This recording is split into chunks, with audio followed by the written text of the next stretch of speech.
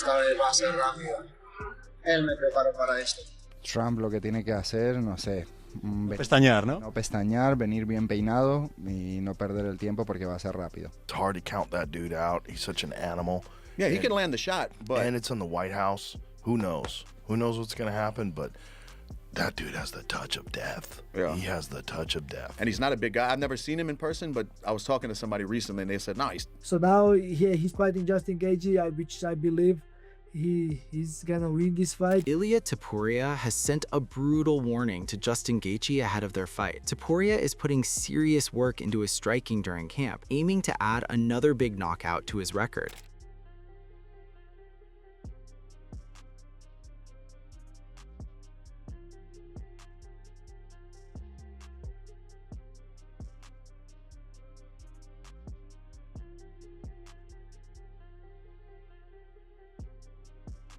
Topuria has warned of a quick finish at the White House event, even sending a message to Donald Trump. He expects the fight to end almost immediately after it begins. 14 de junio, Casablanca, ¿y qué tiene que hacer Trump? Trump lo que tiene que hacer, no sé. Pestañear, ¿no? No pestañear, venir bien peinado y no perder el tiempo porque va a ser rápido. No sé si alguien le ha avisado ya que el gran protagonista de su cumpleaños va a ser un español, y no es que ahora mismo nos quiera mucho a los españoles. Yo no creo que tenga ningún problema con los españoles, la verdad. No lo he conocido personalmente, espero conocerlo ahora cuando vaya. Creo que tenga ningún problema con los españoles, si no, en primer lugar, no estaría en ese evento. Y ahora ya que estoy, espero que me invite a la fiesta de su cumpleaños. ¿Y algún consejo para Trump? Que no parpadee y no se ponga a peinarse porque va a acabar rápido. The lightweight champion is showing strong confidence ahead of his fight with Justin Gaethje, even updating his record to 18-0 as a clear message to his opponent. He believes his preparation is complete, and every detail has been covered in training. Talk to me about the mentality of that, because I want to get inside your head. I'm fascinated with the way that you think, okay? I want to talk about things like that where you upgrade your bio. The win has already been done. The night before the fight, when you take the team out for a celebration, the win has already been done. I want to talk about that. Explain that a little bit more. Where does that come from? I always used to say, like, the medals are earned in the training, in the competition, you just go to collect them. I used to work so hard that I don't have any doubts about my victory. You know, I know that all the homework is done, that I did everything that I could, and there's no way that I'm not gonna get that victory. Where does that mentality come from? Maybe because I love the feeling of winning. Maybe from that, I love winning. Meanwhile, Merab Dvalishvili believes Ilia Topuria was more interested in fighting Islam Makhachev than Justin Gaethje. He said, bro, this fight is even stylistically very easy for me.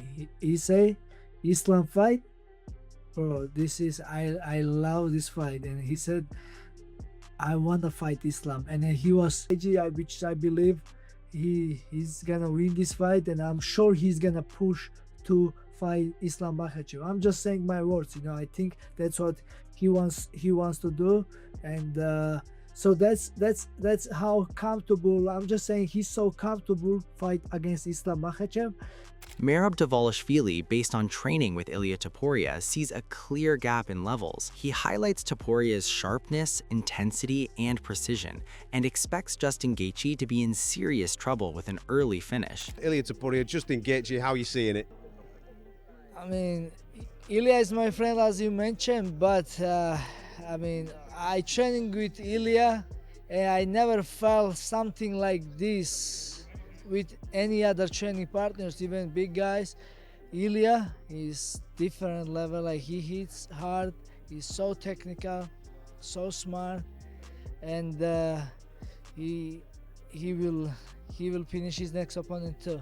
However, Ilia Topuria dismissed any talk of underestimating Justin Gaethje, stressing that his accomplishments demand full respect. He drew parallels to his own move up in weight, where he overcame doubt and shut critics down with a decisive finish. Topuria acknowledged Gaethje's threat, but remained fully confident, backing himself to end the fight in the first round. Sí, ¿por qué no? A ver, es lo que te digo. Yo recuerdo cuando cambié de categoría, iba a subir en peso ligero, todos decían que era pequeño, que me iban a finalizar, que me iban a noquear, que no sé qué, que no sé cuánto. Después subo, noqueo a Charles y ahora se anuncia el combate de Justin Gaethje. Es como si peleara con, no sé, con una persona que nunca hizo nada. Y lo están subestimando más de la cuenta. Y ese efecto no sé a qué se debe, pero lo que está claro es un tío durísimo, un tío que sin lugar a duda acabará dentro del Salón de la Fama y que representa mucho peligro.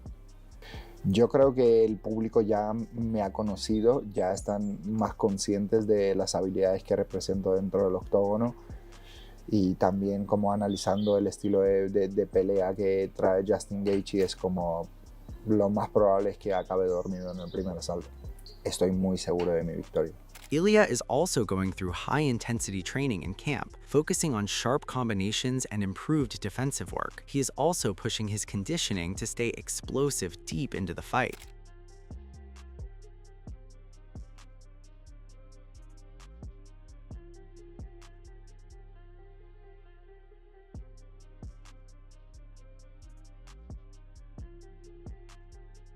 Ilia Topuria believes he has already achieved everything he aimed for in his fighting career. He adds that competing inside the White House is now the next major opportunity he couldn't turn down. Desde el punto de vista deportivo, siento que a nivel personal he complacido como todos los deseos que tenía de convertirme en campeón del mundo, de defenderlo, de subir y conseguir otro título. Ahora dentro de la Casa Blanca, que era algo irrechazable, ¿no? De, a ver, tengo que entrar dentro de la Casa Blanca y competir ahí, ¿no?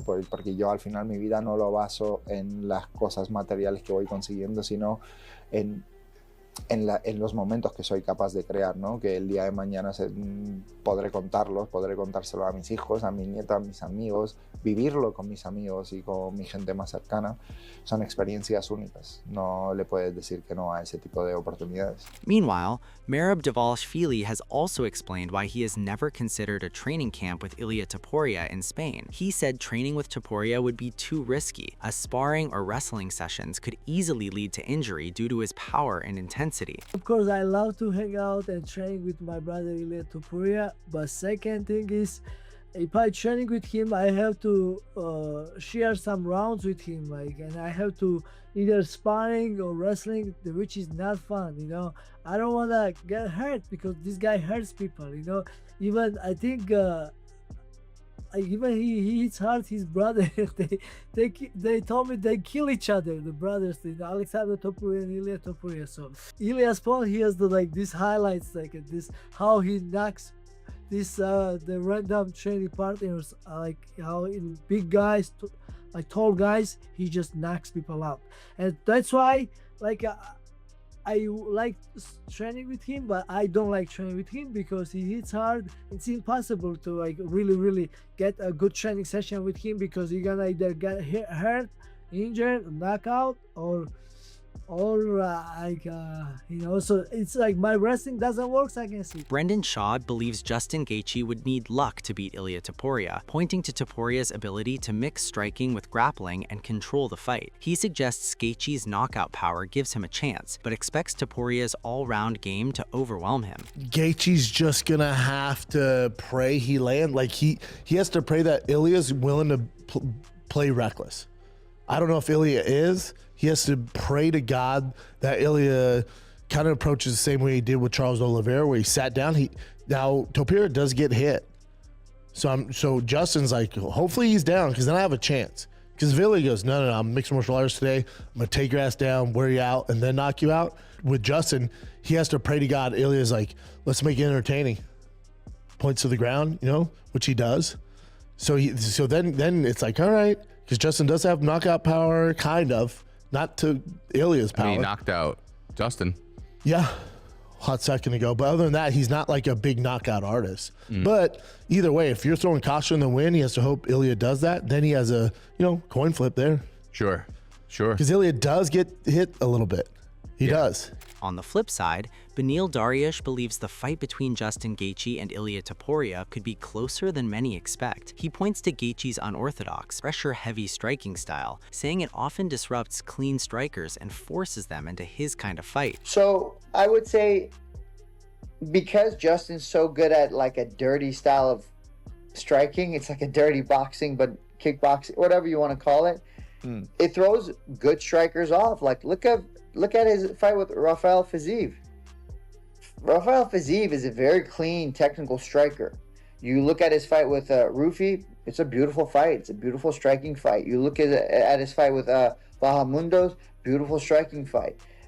You look at his fights with Justin Gaethje and you're like, that's just an ugly slugfest, but that's because Justin Gaethje is able to make you fall into his fight. It may look ugly to you, but that's how Justin wants to fight. And if he was able to do that with Rafael Fiziev, I think he could possibly do it with Ilia as well.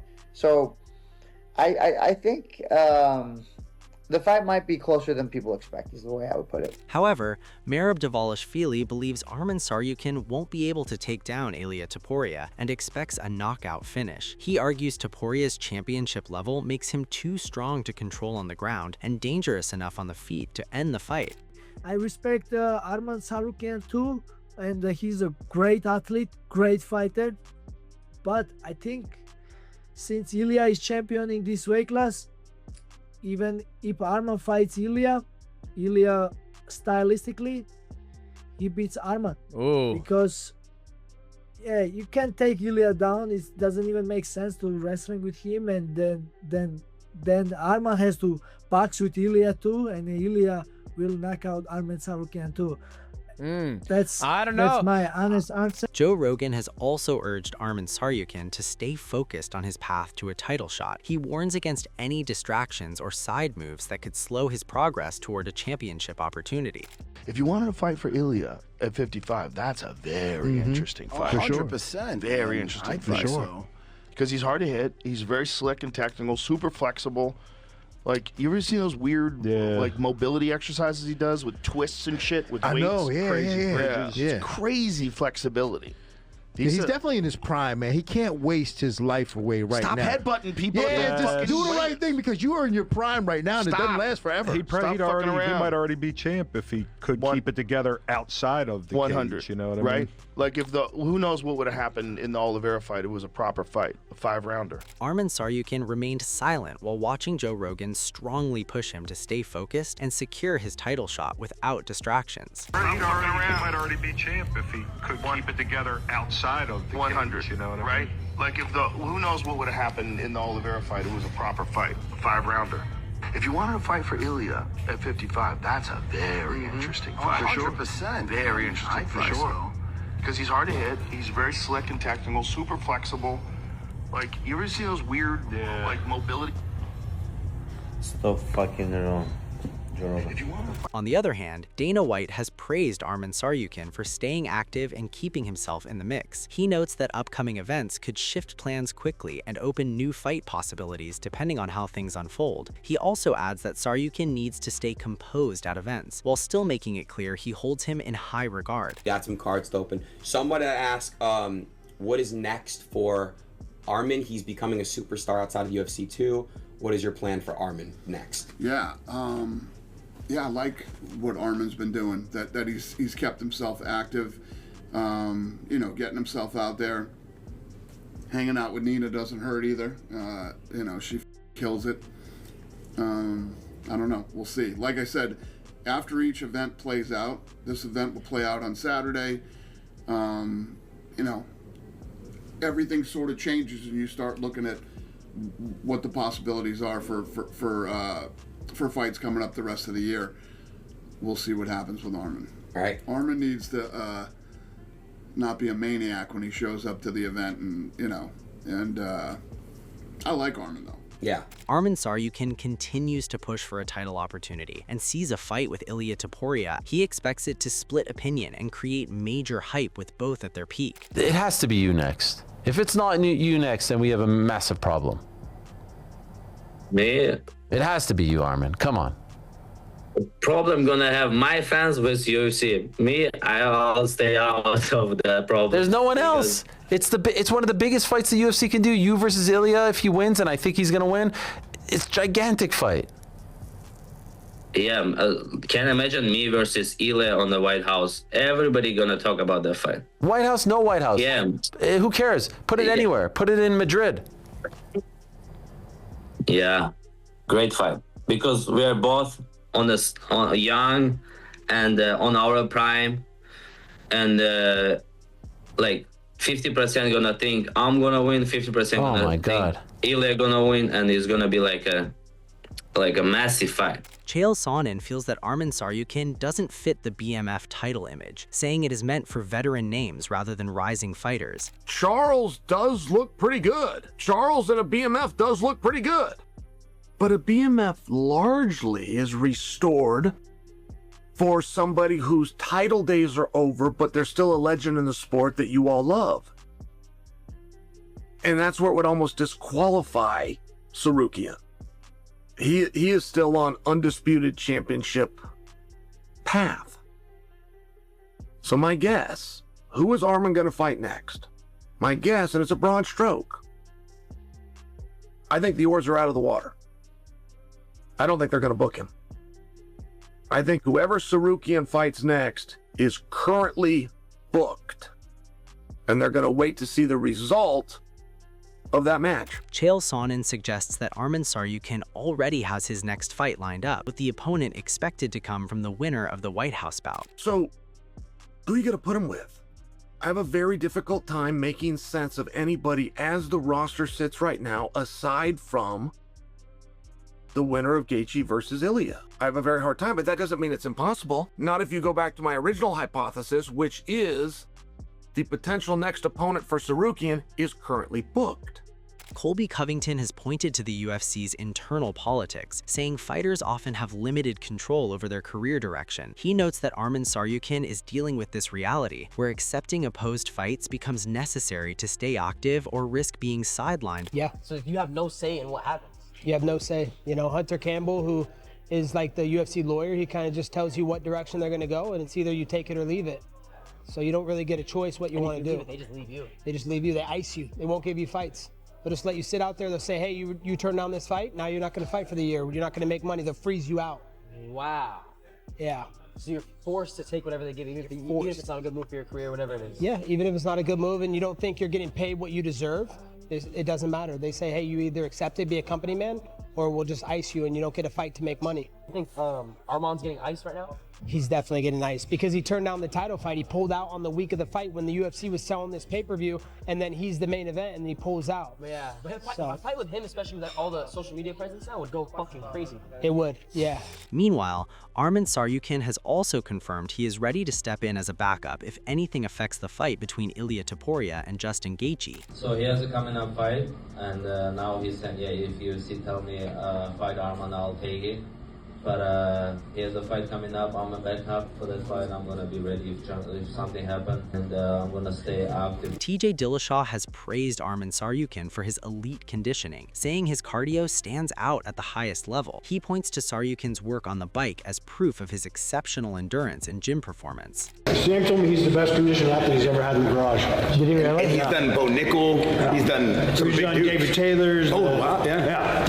For the numbers he's been putting out on the bike, he's the highest conditioned athlete in that garage. Proud of you. And that's not even staying in shape. I'm proud of you. No, I mean, not right now, but when he was in. Sorry, yeah. Meanwhile, Arman Tsarukyan describes a move up in weight for Ilia Topuria as a high-risk gamble. He believes a win would bring huge rewards, but a loss would expose clear flaws. He adds that he is ready to capitalize. It's gonna be smart for him to move up and make a lot of money, and even if he loses to Islam, people say, oh, you know, he take the chance to fight for the third belt, and can imagine if he beat Islam, he's gonna be a legend in this sport. You know, 3 belts.